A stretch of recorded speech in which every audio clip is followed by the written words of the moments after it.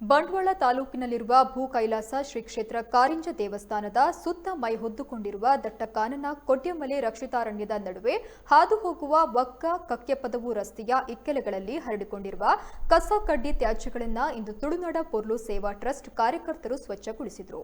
ಈ ರಸ್ತೆಯಲ್ಲಿ ಕೋಳಿ ತ್ಯಾಜ್ಯ, ಕ್ಷೌರದಂಗಡಿ, ಮನೆಯ ತ್ಯಾಜ್ಯ, ಮದ್ಯದ ಬಾಟಲಿಗಳು ಹೀಗೆ ಅನೇಕ ತ್ಯಾಜ್ಯಗಳನ್ನು ಇಲ್ಲಿ ತಂದು ಸುರಿಯಲಾಗ್ತಾ ಇತ್ತು.